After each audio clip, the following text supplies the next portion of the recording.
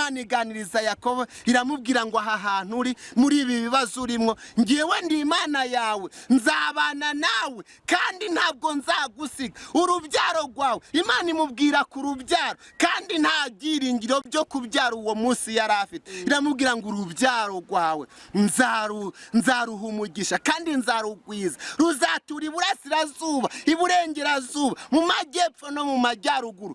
Aha hantu uryamye nzahaguhera umugisha. Yesu nashimwe. Ahantu mu kibazo urimo ndagira ngo uhumure wubakike, uhumure wubakike. ubwo tuyoborwa n'umukiza wacu nawe ufite amahoro urugendo. Witwa Ndiho, uri Nteturuye, urera Ishadayi, uri umukozi w'umuhanga. Icyubahiro ni icyawe. Turagushimiye ko turi hano Mana, turagushimiye wakoze kuko tutajya dutungurwa n'ibitubaho cyangwa se n'ibizaba. Icyubahiro ni icyawe. Turi hano rero turakwinginze ngo ubane natwe mu bihe byo kwihererana nawe. Twaje kwihererana nawe, ni igihe cyo kuganira nawe. Twamenye ko wirigwaga uvuga ubutumwa, hagera nimugoroba ugafata umwanya wo kwiherera. Twebwe ntitwaje nijoro, tuje kuri uyu mugoroba. Turagusabye ngo ubane natwe. Haleluya. Utugirire neza, udushigikire. Ineza yawe ibe kuri twebwe. Mwuka wera w'Imana agumye gukorana natwe. Amaraso ya Yesu agumye kuba kuri twebwe. Ubwiza bw'Imana bugumye kuba kuri twebwe. Turagushimiye rata Yesu. Bana natwe muri byose. Ijambo ryawe urishigikire. Gahunda zose turi bubemwo uzibemwo mwana w'intama w'Imana. Haleluya. Mana, turakwinginze ngwino uzibemwo, ahacu habure, ahubwo ugaragarire muri twebwe. Nyemerera imbaraga zisumba byose zidukikize Mana, zidutwikire. Wabwiye Mariya uramubwira ngo imbaraga zisumba byose, haleluya haleluya haleluya, zizagutwikira. Natwereka imbaraga ziva hera mu gihugu cyo mu ijuru, zidutwikire, uturinde. Ni mu izina rya Yesu, amen. Haleluya. Nitwa Tuyubahe Eric, ndi umukristo wo mu itorero rya Pentecote mu Rwanda. Imana iduhana umugisha. Hanyuma naje gusenga ndi hano, numvaga nyine nafata akanya ko kwihererana n'Imana. Hano bahitwa Cyahera, ubwo twari twicaye hano nyine turi gusenga. Tubasanze hano Cyahera. Imana ibaha umugisha kandi twishimiye kubana namwe. Nagira ngo ubundi amavuta cyangwa imbaraga umuntu avana mu gusenga wenyine n'izo umuntu avanga mu gusengana n'abandi zitandukana zite? Ahantu zitandukanira, iyo uri gusenga wenyine ukurura Imana ukayiyegereza ukayibwira, nta wundi. Zitandukanira kuko ukurura Imana ukayibwira wenyine ku giti cyawe wenyine, nta wundi ukubwira, utanyujije mu bandi. Hanyuma mu bijyanye n'amateka yo kuramya no guhimbaza cyangwa no gusenga Imana, ubu buryo bwaba bwarigeze bukoreshwa yaba mu gihe cya Yesu cyangwa no mu bihe bisanzwe? Uburyo bwo gusenga umuntu yihereye ari wenyine bwaba bwarigeze bukoreshwa? Cyane bwarakoreshwaga. Hari ingero waduha niba tuzibuka?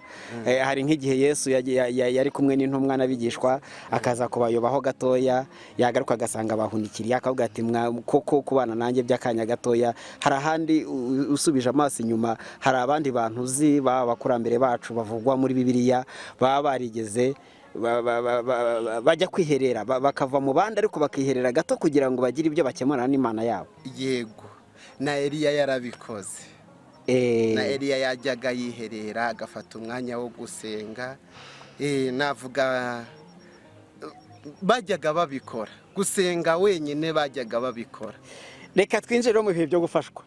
Tuve kuri iki gice, hanyuma twinjire mu bihe byo gufashwa nk'abantu baje gusengera aha ngaha. Dutangire dusenge, dusangize abandi ijambo ry'Imana, niba ari no kuririmba turirimbe, ibintu byose tubihuze. Ngaho tubahaye umwanya.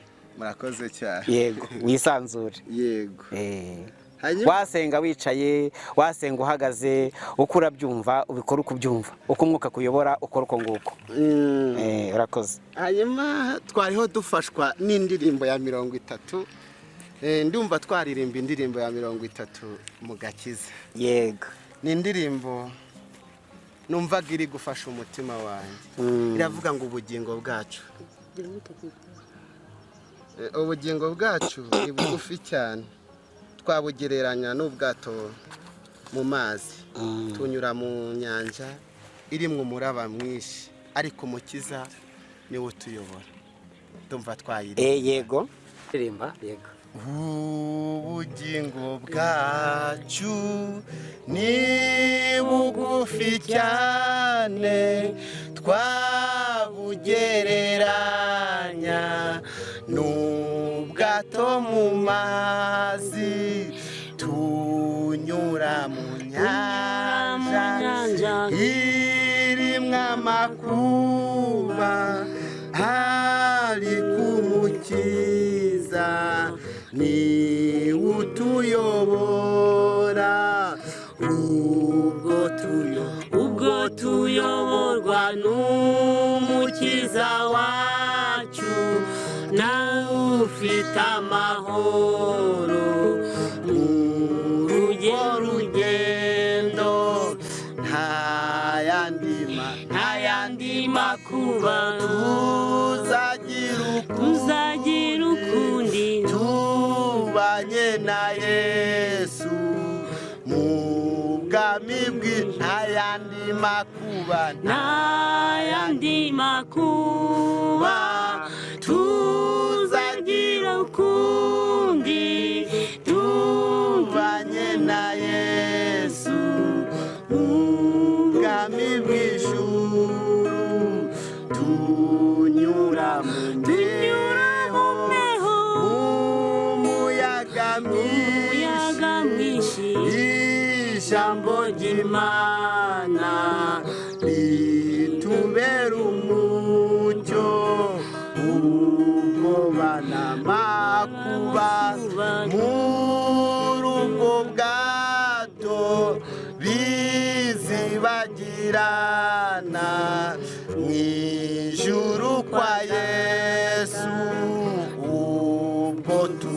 Ubwo tuyoborwa n'umukiza wacu, dufite amahoro muri urwo rugendo, kandi azatugeza mu ijuru amahoro.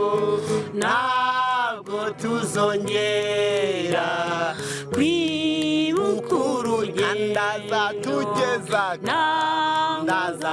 kandi azatugeza mu ijuru amahoro.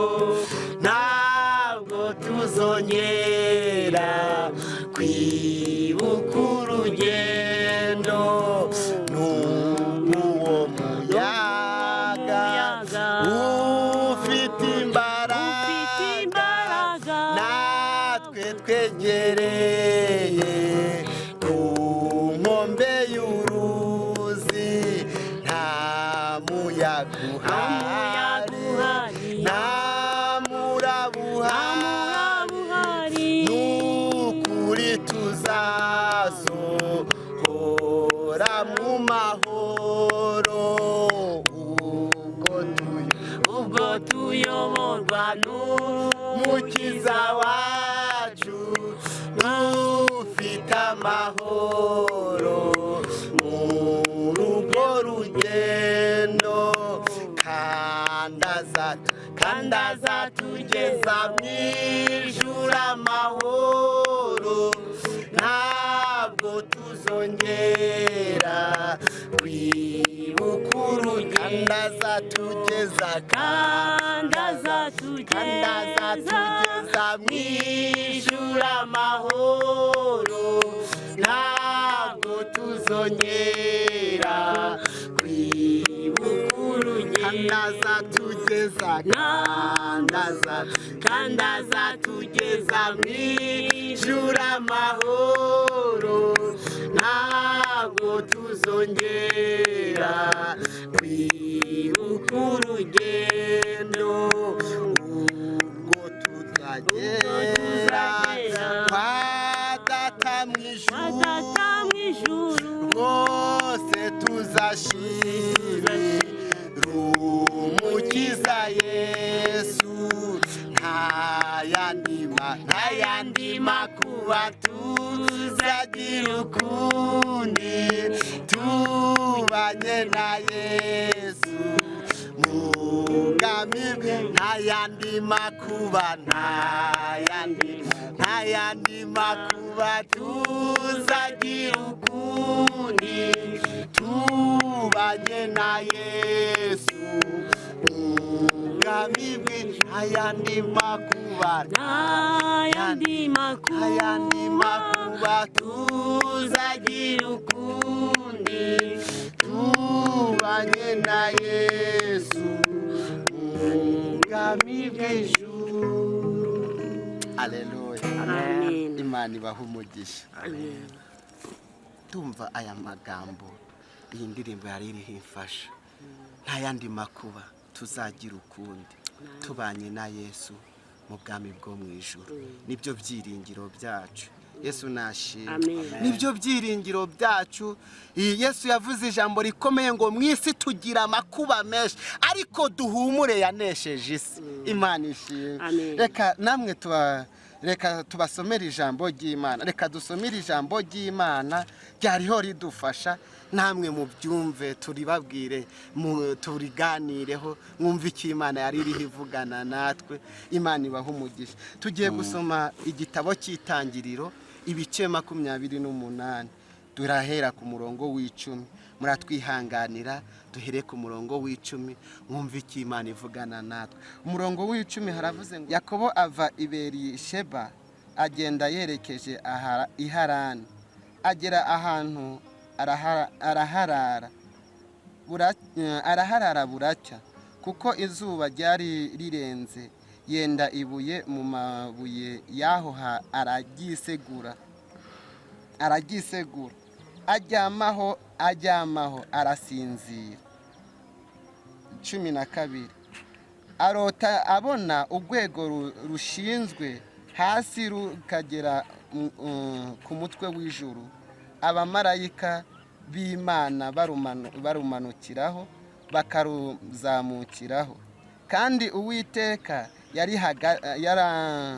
yari ahagaze hejuru yarwo aramubwira ati ndi Uwiteka. Aleluya. Ndi Uwiteka Imana ya sogokuruza Aburahamu Imana ya Isaka. Iki gihugu ujyamyeho nzakiguha ubwawe n'urubyaro rwawe uzakwira. Aleluya. Uzakwira iburengerazuba n'iburasirazuba n'ikasikasi n'ikusi kandi muri wewe nimwo urubyaro rwawe nimwo imiryango yose yo mu isi izahegwa umugisha. Dore ndi kumwe nawe nzakurindira aho uzajya hose kandi nzakugarura muri iki gihugu kuko ntazagusiga ntarakora ibyo nkubwiye byose. Aleluya. Yakobo arakanguka aravuga ati ni ukuri Uwiteka ari aha hantu nanjye nari ntabizi. Imana itugire neza. Reka tugarukire hano n'aya magambo nifuzaga ko tuganira aka kanya gatoya. Uyu mwanya muto murihangana muntu namwe musubiremwo muyasome mufata akanya muyasome muri sesengura. Yesu nashimwe. Mwumve icyo Imana ishatse kuvugana natwe. Imana ibaha umugisha. Ni Yakobo ni mwene Isaka. Isaka ni mwene Aburahamu wo kwatera. Imana iduhana umugisha. Hanyuma iki ni igihe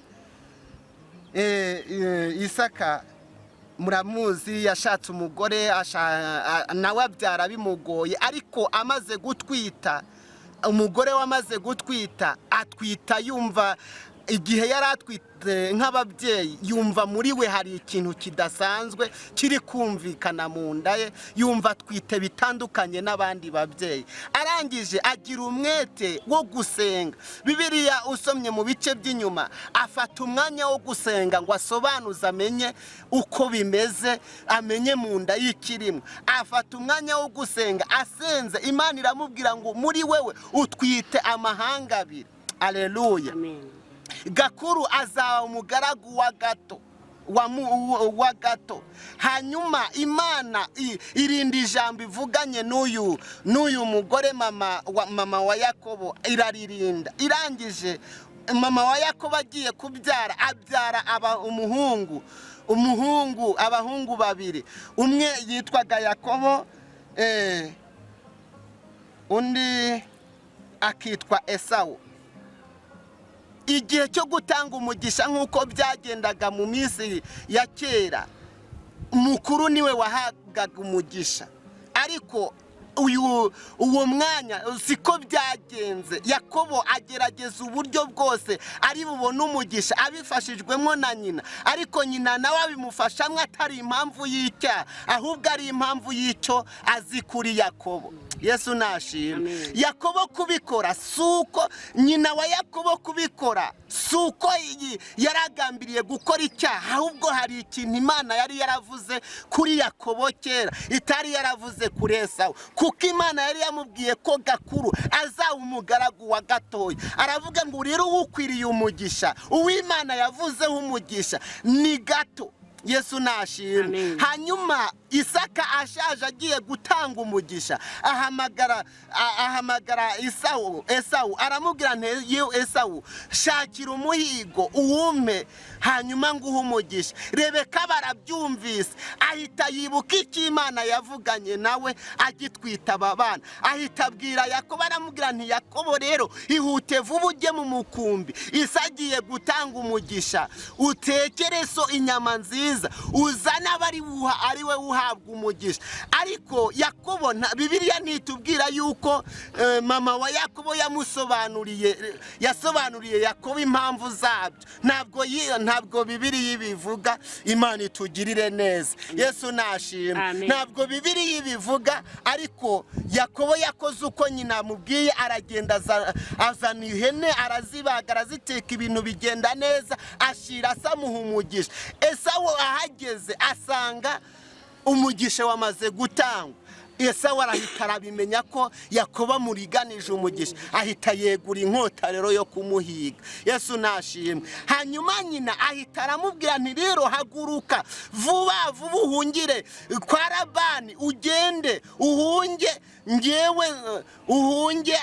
Amubwira uko bizagenda. Labani yari musaza wa nyina. Imana itugirire neza. Hanyuma ngo ahungireyo, aragenda, yabaga i Harani.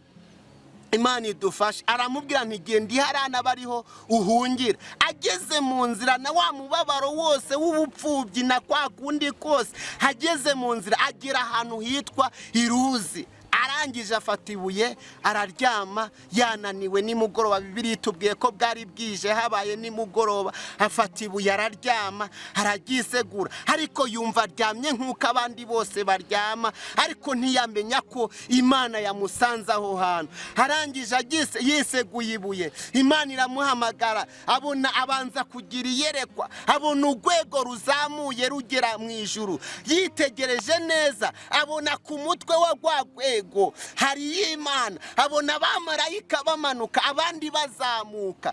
Ntabwo Bibiliya itubwira ibyo bazamukana cyangwa se n'impamvu yabyo, ariko itubwiye ko ku mutwe w'urwego hari Imana.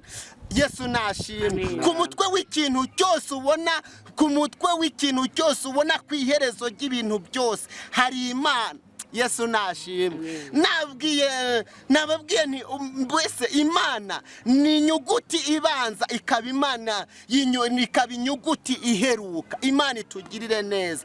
We Yakobo yumvaga aryamye nk'uko bisanzwe, yumvaga akazi kari ukuryama yiryamiye aruhutse nk'umunyamubabaro, yumvaga asinziriye, ariko agiye abona ikintu kidasanzwe, abona urwego ruzamuka rugera mu ijuru, bamarayika bamanuka abandi bazamuka. Ateze amatwi yitegereje neza, abona Imana ivugana nawe, iramubwira ngo ndi Imana ya sogokuruza Aburahamu, ndi Imana ya so Isaka. Iramubwira ngo iki gihugu uryamyemo. Yesu nashimwe. Ibi bintu uri gucamo, iki gihe uri gucamo, natekereje kuri Yakobo, uyu munyamubabaro ugejeje ahanga, uyu muntu udafite ibyiringiro, iyi mpunzi Imana yanyuze ngo ivugane nawe. Ariko nekereza ahantu hose uri, mu kibazo cyose urimo, iyo Imana iyo ntijya ibura inzira, ntabwo ikora nk'uko abantu bakora, ngo wenda ubwo usuzuguritse cyangwa se ufite ikibazo Imana ntabwo iri buvuge. Oya, iragusura, iganira nawe, ikakuganiriza. Imana iganiriza Yakobo, iramubwira ngo aha hantu uri, muri ibi bibazo urimo, ngewe ndi Imana yawe, nzabana nawe kandi ntabwo nzagusiga. Urubyaro rwawe, Imana imubwira ku rubyaro, kandi nta byiringiro byo kubyara uwo munsi yari afite. Iramubwira ngo urubyaro rwawe nzaruha umugisha kandi nzarugwiza, ruzatura iburasirazuba, iburengerazuba, mu majyepfo no mu majyaruguru. Aha hantu uryamye nzahaguhera umugisha. Yesu nashimwe. Ahantu mu kibazo urimo, ndagira ngo uhumure wubakike, uhumure wubakike. Ijambo nakunzemwo kurusha ayandi numva nagira nk'intego y'iri jambo cyangwa se y'aya magambo turi kuganira, ni ijambo rivuga ko Imana itazadusiga idasohoje ibyivugana natwe byose. Imana ibahe umugisha. Mana Data wa twese, turagushimiye, urinda ijambo ryawe, ujya uturinda, ugakurikirana icyo wavuze, kandi mu ijambo ryawe tugenda tubonamwo ubutsinzi, tukabonamwo imbaraga, tukabonamwo kubaho. Mana Data wa twese, turasengera aya magambo tuganiriye na bene data, nyemerera muri iri jambo bakuremwo ubuzima, bakuremwo ibyiringiro, bakuremwo guhumurika. Mu izina rya Yesu Data, ubakomereza amaboko. Umuntu yarageze aho bikomeye, abona abuze ibyiringiro, iri jambo nirimusange kandi rimuzure, abona imbaraga, yongera agira ibyiringiro, kandi wavuze ko utazadusiga udasohoje icyo watuvuzeho. Turakwinginze Mwami, urinde icyo wavuze ku bantu bawe, urinde icyo wavuze ku Banyarwanda. Mu izina rya Yesu, urinde icyo wavuze kubakurikira, urinde nyakubahwa Imana icyo wavuze kubakwiringira, urinde icyo wavuze ku itorero. Turagushimiye kuko utugiriye neza kandi ukaba utwitayeho. Ni mu izina rya Yesu, amen.